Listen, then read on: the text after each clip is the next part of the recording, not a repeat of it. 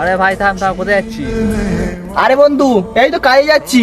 ও আচ্ছা, কালকে আব্বাস থেকে ভাইজান আসছে। হারো ভাই, যাবি নাকি? আরে কি বলি, যাবো না মানে? আমার যে কি আনন্দ হচ্ছে।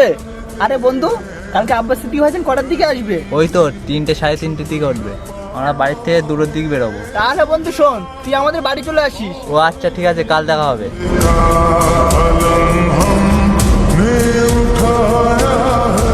এবে মেঘ ইট গুনে এনে এখানে রাখ।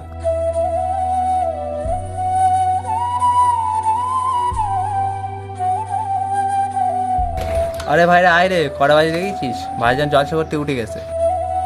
আরে খোকা, প্রেমিক তো বাড়ি নাই, কাজে গেছে।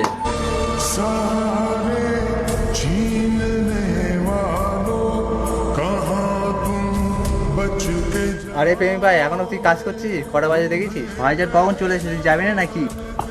আরে কি বলছিস? হ্যাঁ যাবো তো, একটু মনে ছিল না, চল তাড়াতাড়ি। এবে মেঘ কোথায় যাচ্ছিস আমার কাজ বাদ দিয়ে? ওস্তাদ হারো হয় আমাদের আব্বাস সিটি ভাইজান আসছে, সেখানে যাবো। আচ্ছা, আব্বাস সিদ্দিক ভাইজানের কাছে না গিয়ে মন দিয়ে কাজ কর। আজকে আমি কোনো কাজ করবো না, আব্বাস সিটি ভাইজানের ওখান থেকে ঘুরে আসি, তারপরে কাজ করবো। আব্বাস সিদ্দিককে ভালোবাসি, ওইখানে গিয়ে কাজ করবে, আমার এখানে আর করতে হবে না। ধর মেলানি করলাম না তোমার কাজ, তোমার কাজ পানি ফিরে কে বসে আছে? আর হ্যাঁ, আব্বাস সিটি ভাইজানের নিয়ে খারাপ মন্তব্য করবেন না, ভালো লাগে না, দূরে সরে যা।